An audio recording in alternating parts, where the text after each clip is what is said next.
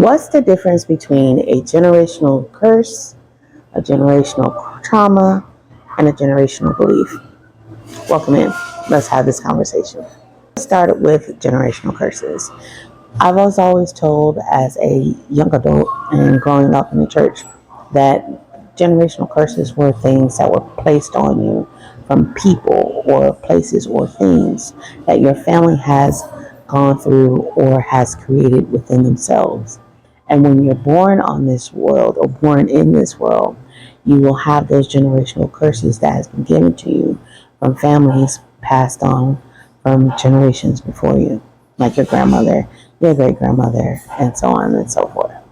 A generational trauma is actually an event that has happened within your family bloodline that has caused certain things to affect you. And I'll give examples in just a second. And these things have created these barriers that your family have created in order for you to survive.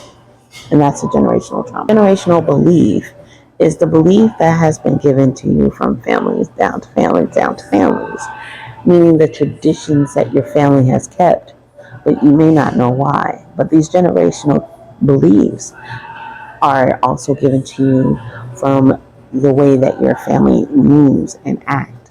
A lot of times people say that nonverbal communication, well, it's a fact that nonverbal communication is actually 55% of conversation.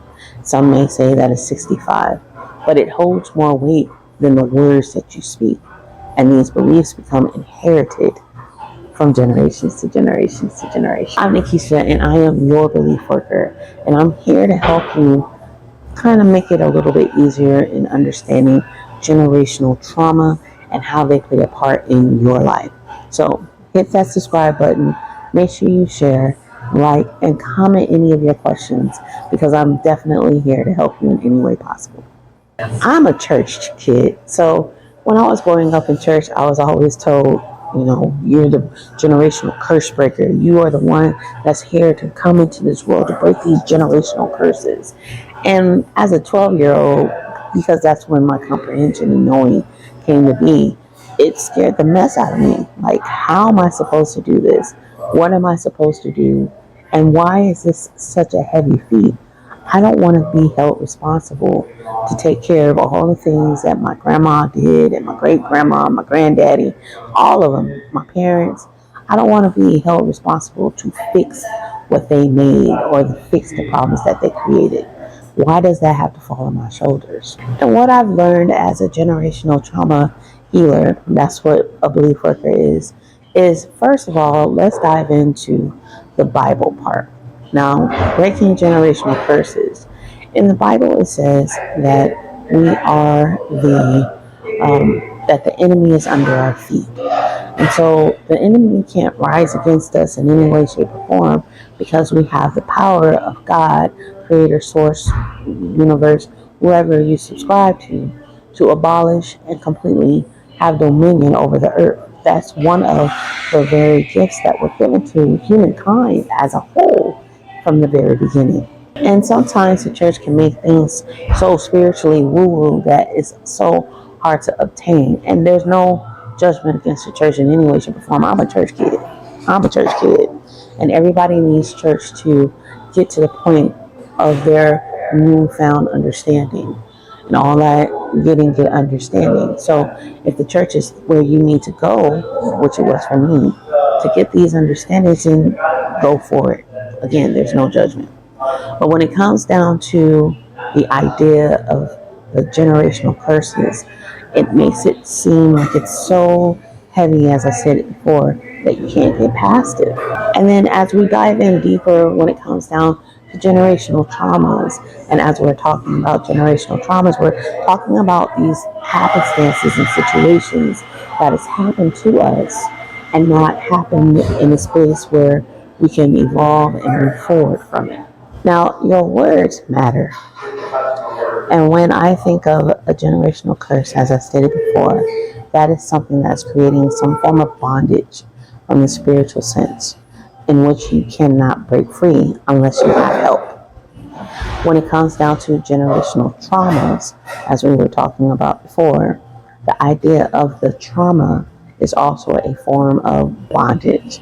Because when you hear trauma, that means a place of being stuck, in my mind. Now, that's not what it actually means in the dictionary. But I would like you to consider, when it comes down to your wording, how how powerful you are and the words that you speak. Right? Now, we're going to dive into that a little bit later. But this brings me to my next point when it comes down to understanding generational beliefs. Knowing what a belief is. If you hear the word belief, what does that say to you? Put it inside of the comments. I really do read them. I can't wait to hear more. What does that mean to you? When you say the word trauma, how do you feel? When you say the word curse, how do you feel? And when you say the word belief, how does that make you feel? Which one gives you more empowerment? Which one makes you feel more empowered? Put that in the comments. Sorry, I got y'all writing a lot of comments, but we're going to work it out. But when it comes down to generational beliefs, the reality is that when you hear the word belief, it allows you to have opportunity and movement. It allows you to look at things and you can make choices. If I told you that what you're facing right now is not a generational curse, it's not technically a generational trauma that you can't overcome, but in fact, it's a generational belief, something that has been given to you from your family and created as a tradition that you now create and help and continue in your life as though it is a fact. But you have an opportunity to make a decision to let it go. And that's what I do. I help people make the decision to let go of generational traumas or the beliefs that have been given to them from family members down to family members down to them.